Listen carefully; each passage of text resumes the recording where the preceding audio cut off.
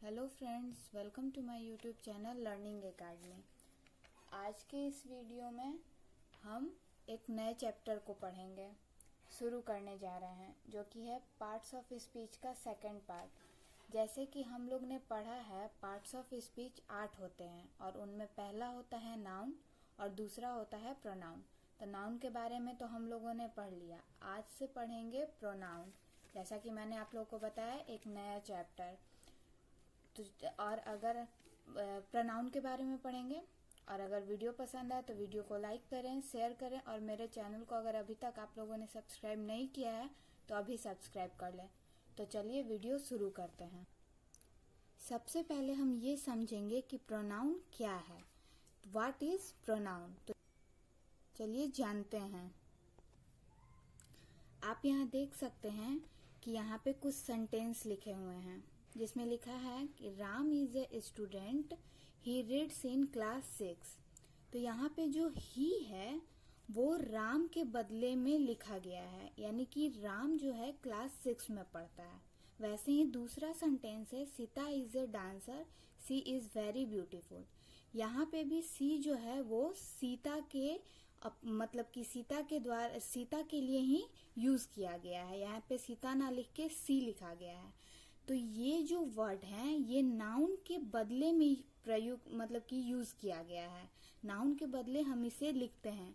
तो ऐसे वर्ड्स जो नाउन के बदले में यूज किया जाता है, यानी कि उसे लिखा जाता है, हम उसे प्रोनाउन कहते हैं। ग्रामर के भाषा में, यानी कि ग्रामर के लैंग्वेज में जो भी ऐसे शब्द हैं जो नाउन के बदले में प्रयुक्त किया जाता है, उन्हें हम प्रोनाउन कहते हैं। तो चलिए प्रोनाउन का हम डेफिनेशन देख लेते हैं।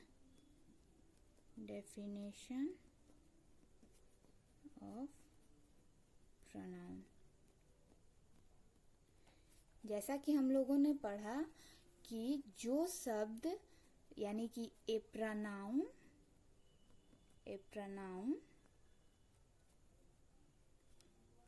Is a word used instead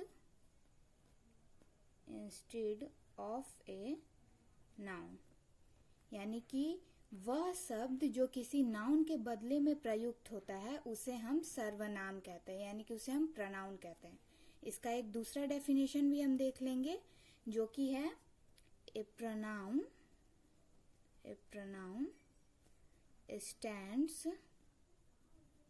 stands for a noun। हम इन दोनों में से कोई भी डेफिनेशन को याद कर सकते हैं, या दोनों डेफिनेशन में से किसी भी डेफिनेशन के द्वारा हम प्रोनाउन को समझ सकते हैं। तो आप जो डेफिनेशन चाहें उसे आप याद कर सकते हैं, उसे आप लिख सकते हैं। दोनों में एक ही चीज को बताया गया है। तो अब इसे हम हिंदी में देख लेते हैं कि हिंदी में प्रोनाउन किसे कहते हैं, ताकि आपको आसानी से समझ में आए। सर्वनाम की परिभाषा।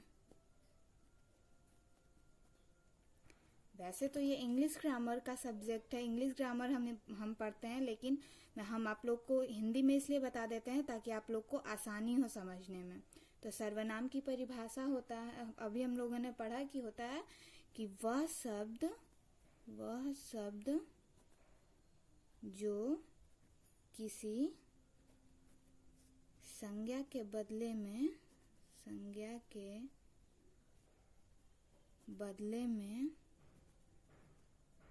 प्रयुक्त होता है उसे सर्वनाम कहते हैं। जैसे कि हम कह सकते हैं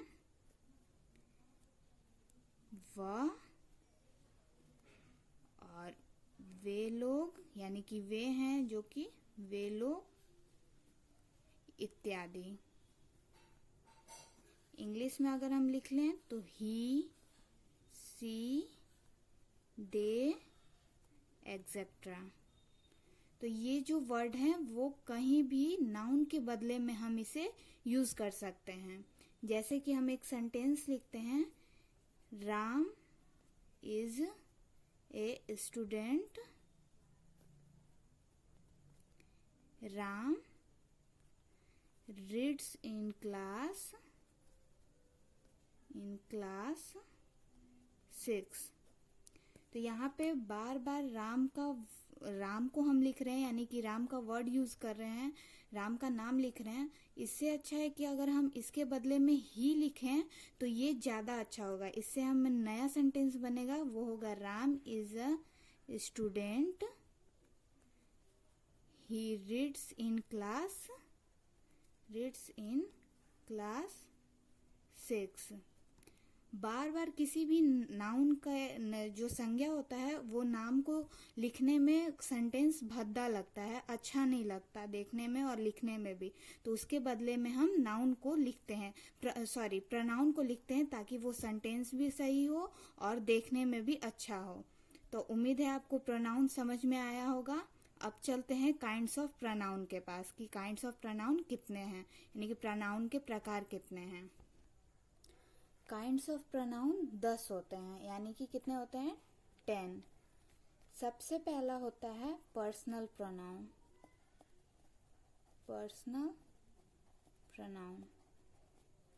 दूसरा होता है पॉजेसिव प्रोनाउन।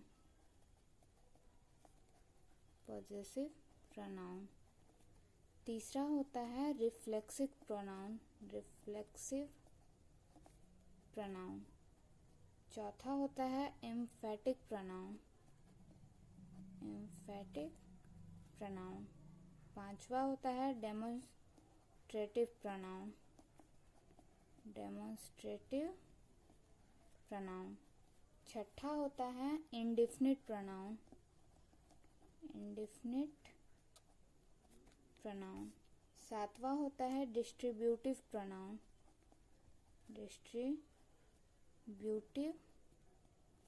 प्रोनाउन। और आठवां होता है रेसिप्रोकल प्रोनाउन।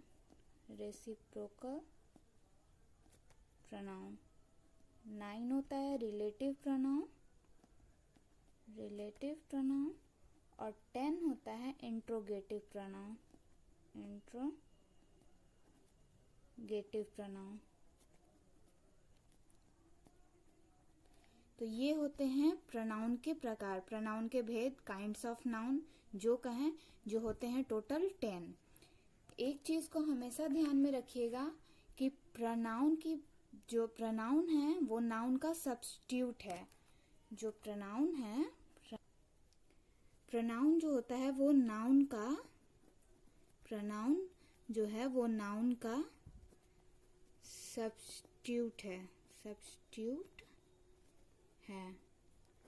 प्रोनाउन जो होता है, जब किसी कारणवश हम नाउन का प्रयोग नहीं करना चाहते हैं तब उस नाउन के बदले में हम प्रोनाउन का प्रयोग करते हैं। तो आप इस चीज को हमेशा ध्यान में रखिएगा कि प्रोनाउन जो है वो नाउन का सब्स्टिट्यूट है। उम्मीद है आपको प्रोनाउन के बारे में अच्छी जानकारी मिली होगी। और अगर आपको कहीं भी कोई भी डाउट है या कंफ्यूजन है तो आप मुझसे कमेंट सेक्शन में कमेंट करके पूछ सकते हैं।